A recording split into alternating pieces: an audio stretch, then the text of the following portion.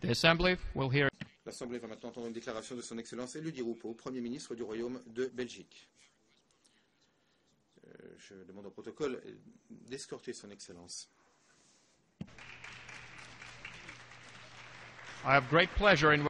J'ai le plaisir d'accueillir le Premier ministre du Royaume de Belgique, son Excellence Elio Di Rupo. Je l'invite à s'adresser à l'Assemblée générale.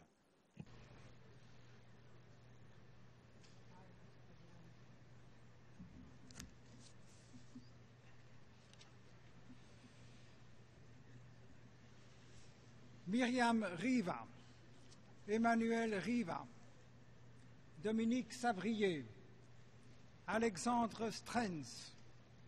Voici les noms des 4 personnes sauvagement assassinées le 24 mai dernier à Bruxelles. 4 personnes tuées uniquement parce qu'elles se trouvaient dans un musée juif, une institution dédiée à la culture, à la connaissance et à l'intelligence. J'ai nommé ces 4 victimes, mais je n'oublie pas les milliers de victimes anonymes de la barbarie dans le monde. Car l'acte abject qui a eu lieu au musée juif de Bruxelles est relié aux événements qui bouleversent le monde en ce moment. En Syrie, en Irak, mais aussi dans des pays comme l'Algérie, des terroristes assassinent chaque jour des innocents. La Syrie et l'Irak nous inquiètent tout particulièrement. Là-bas, des populations sans défense, des femmes et des enfants, sont victimes de massacres, de persécutions, de destructions et de vols de leurs biens. Tout cela parce qu'elles appartiennent à des cultures, y compris musulmanes, qui ne conviennent pas aux terroristes. Pourtant, aucune religion, et certainement pas l'islam, ne dit qu'il faut tuer ceux qui pensent différemment. Nous devons le dire et le redire pour enlever toute excuse à ces criminels qui sèment la terreur. L'histoire personnelle de l'auteur présumé de l'attaque du musée juif de Bruxelles interpelle chacun d'entre nous. C'est celle d'un djihadiste français qui a séjourné en Syrie, dans les rangs du soi-disant État islamique. Ce djihadiste s'est ensuite déplacé à travers l'Europe avant de commettre l'irréparable. C'est une trajectoire commune à beaucoup de ces combattants étrangers. Ces combattants étrangers constituent une menace pour tous les pays du monde. La résolution votée avant-hier par le Conseil de sécurité est un pas important vers une réponse coordonnée à l'échelle mondiale. Nous devons et nous allons mettre ces terroristes hors d'état de nuire.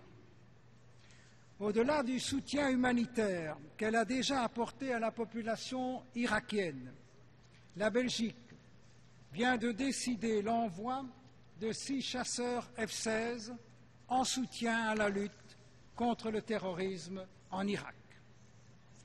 Mon pays veut aussi renforcer la collaboration entre les États. La Belgique souhaite, en effet, intensifier les échanges d'informations au niveau européen et au sein de l'OTAN. Comme le demande la résolution du Conseil de sécurité, un effort préventif important doit aussi être fourni pour empêcher les candidats au djihad d'atteindre les zones de combat. Nous devons empêcher le recrutement, la formation et le transport de nos ressortissants tentés de rejoindre les groupes terroristes. Pour les mineurs d'âge en particulier, chaque pays doit faire preuve d'une vigilance totale en ce qui concerne le contrôle aux frontières. Le combat que nous menons contre les terroristes témoigne d'un conflit entre 2 conceptions de la vie. Celle du respect des êtres humains que nous avons et les terroristes n'ont pas, celle de la défense de la liberté partout et toujours dont les terroristes ne veulent pas, celle de la tolérance alors que les terroristes prêchent et imposent l'intolérance. Pour nous, la vie n'a pas de prix. Pour eux, elle ne vaut rien.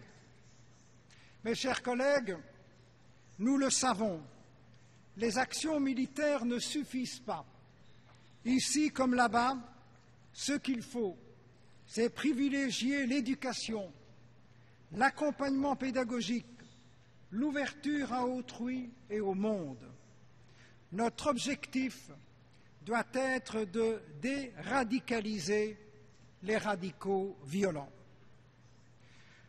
Je ne peux m'empêcher de penser que le désastre humain auquel nous assistons, c'est aussi la conséquence d'un échec cuisant, celui des responsables politiques qui ont privilégié les solutions militaires, la fameuse et la prétendue guerre préventive. Voici quelques années, la Belgique avait refusé de participer à une telle opération en Irak. Comment ne pas voir que les frustrations et les humiliations ont encore renforcé le radicalisme? Les choses étant ce qu'elles sont, nous devons à présent faire face à l'urgence et agir, y compris bien sûr sur le plan militaire. Mais nous devons aussi penser à l'avenir et investir durablement dans des actions civiles. Partout, la constitution d'un État qui protège ses citoyens doit être la priorité. Le renforcement de l'État de droit et l'amélioration des conditions de vie constituent la meilleure prévention des crises. De telles réponses sont aussi bien moins coûteuses que la gestion au jour le jour des frustrations et des violences. Dans de nombreuses crises, aujourd'hui, on constate que les États concernés sont en situation de grande faiblesse, voire quasi-faillite. La désignation d'un nouveau Premier ministre en Irak, par exemple, envoie le bon signal d'inclusion et de tolérance. Mes chers collègues, permettez-moi d'évoquer d'autres illustrations de ce principe. En ce qui concerne le Proche-Orient, nous avons assisté cet été avec désespoir aux tirs de roquettes sur Israël et au bombardement massif de Gaza. Les combats se sont soldés par la perte de plus de 2100 vies du côté palestinien et 67 vies du côté israélien. La guerre n'est pas une solution. Il n'y a pas d'autre voie que le retour à des négociations pour aboutir à la paix, à une paix fondée sur deux États coexistant dans la sécurité. Le statu quo n'est évidemment pas une option. Nous devons remettre le règlement du conflit israélo-palestinien tout en haut de l'agenda international. Ce règlement constituerait d'ailleurs un important facteur de stabilisation et de paix pour l'ensemble de la région et pour le monde. Nous saluons donc les efforts du président Obama à cet égard et nous espérons qu'il continuera jusqu'au dernier jour de son mandat à œuvrer dans cette direction. Mes chers collègues, les printemps arabes sont une autre illustration de mon propos. Ces révoltes étaient légitimes. Elles traduisaient de vraies aspirations à la démocratie et à la prospérité. Force est de constater que dans certains pays, le chaos et la terreur l'ont emporté sur la démocratie. et que dans d'autres pays, on assiste à un retour de l'autoritarisme d'État. Ici également, la communauté internationale doit tout faire pour favoriser la démocratie, la paix et la prospérité. Quant à l'Afrique, avec laquelle la Belgique partage une longue histoire commune, elle est en progrès constant, loin d'ailleurs de tous les clichés. Nous devons soutenir avec force son développement économique, éducatif et politique. En République démocratique du Congo, la mise hors d'état de nuire des bandes armées, en particulier dans l'est du pays, est une urgente nécessité. Au Sahel, au Mali et en République centrafricaine, c'est la lutte contre le radicalisme religieux qui doit être la priorité. Nous devons aussi nous mobiliser pour soutenir les populations qui, en Afrique, font face à la terrible épidémie Ebola. Aux portes de l'Europe, nous assistons à une très grave déstabilisation. Les frontières internationalement reconnues sont violées et l'Ukraine se retrouve face à un défi majeur, être inclusif et représentatif tant de la majorité que des minorités ukrainiennes.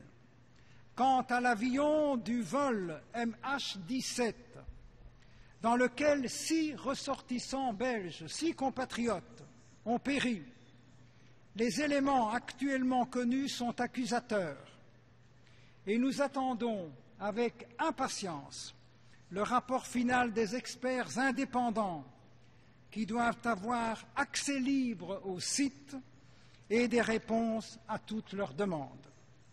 Mes chers collègues, nous n'aurons la paix que si la tolérance l'emporte sur la barbarie. Et c'est tous ensemble que nous devons réagir. C'est pourquoi je salue l'initiative américaine de lancer ici une réflexion sur le rôle de l'ONU dans le maintien de la paix. Le rôle de l'ONU dans la prévention et la résolution des conflits est irremplaçable. Il s'agit de l'unique endroit où les représentants du monde entier peuvent se parler. L'organisation mériterait certes d'évoluer dans son fonctionnement. Reconnaissons que le droit de veto y a parfois été utilisé pour empêcher d'agir. Je suis ouvert à la réflexion qui a été lancée à cet égard. Mais cette maison commune qu'est l'ONU doit être à tout prix préservée et encouragée à agir. C'est pourquoi je remercie notre secrétaire général de ses efforts inlassables pour améliorer encore son fonctionnement. Mes chers collègues, notre monde continue à présenter des contrastes insupportables. Trop d'êtres humains connaissent encore aujourd'hui l'extrême pauvreté, n'ont pas un accès assuré à l'eau, ni aux services de santé de base, et souffrent de malnutrition. Qui peut croire que ces populations s'y résigneront? Et ne serait-ce d'ailleurs pas un scandale de plus si elles devaient s'y résigner? La communauté internationale, le G7, l'OCDE commencent à se pencher sur l'évasion fiscale. C'est un enjeu essentiel, à l'instar de la lutte contre la corruption. Il n'y aura par ailleurs pas de grands progrès humains sans une moralisation de la finance au niveau mondial. Notre responsabilité à cet égard est énorme. Mes chers collègues, trop de femmes et d'hommes n'ont pas accès à un travail ou à un logement uniquement parce qu'ils sont d'origine étrangère. Trop de femmes sont victimes de violences physiques ou morales uniquement parce qu'elles sont femmes. Trop de personnes lesbiennes, homosexuels, bisexuels et transgenres sont persécutées et rejetées uniquement parce qu'elles sont différentes ou aiment autrement. Il est aussi de notre responsabilité de dénoncer et de combattre tous ensemble et systématiquement ces injustices et ces atteintes aux droits humains. Mes chers collègues, carrefour de nombreuses cultures, la Belgique est depuis toujours l'un des pays les plus ouverts au monde. Son niveau de vie y est élevé. Et même si je les trouve trop importantes, les inégalités sont les plus réduites d'Europe. Ceci est dû largement à la solidarité qui est organisée par l'État belge. Notre système de santé, notamment, est d'une qualité exceptionnelle et il est accessible à tous. Par ailleurs, la Belgique est un pays multiculturel, tant par sa composition démographique que par les migrations nombreuses et diversifiées. Chez nous, le respect de l'autre et la culture du compromis font partie d'un patrimoine commun. Mes chers collègues, la Belgique comme l'Union européenne ont un devoir de solidarité, solidarité à l'égard des peuples en difficulté. Nous devons les soutenir dans leurs attentes légitimes d'un monde plus juste. Nous devons aussi rester vigilants pour ne pas nous-mêmes tomber dans le piège de la régression sociale et l'augmentation des inégalités. Toutes les avancées éthiques que nous avons obtenues sont précieuses et doivent être préservées. Mes chers collègues, j'en termine. La fraternité humaine n'est pas une utopie. C'est elle, cette fraternité humaine, qui bien souvent a permis de belles avancées. Nous devons transcender les frontières pour nouer de nouvelles coopérations, réduire les inégalités, faire naître de nouveaux espoirs. Le plus puissant barrage contre la guerre, contre la violence, c'est bien la fraternité humaine. C'est cette fraternité qui permettra demain de mieux partager les ressources de la planète, d'offrir un avenir à chaque enfant, de faire régner la paix partout et pour tous. Mon pays, soyez-en sûrs, continuera à faire tout ce qui est possible pour rapprocher les peuples. Nous croyons au partage et à la solidarité. C'est donc tout naturellement que nous poursuivrons à vos côtés les nombreux combats pour la paix et la justice. Merci. General Assembly, I wish to thank. Au nom de l'Assemblée générale, je souhaite remercier Son Excellence le Premier ministre du Royaume de Belgique pour la déclaration qu'il vient de faire. Après, je voudrais demander au protocole d'escorter Son Excellence.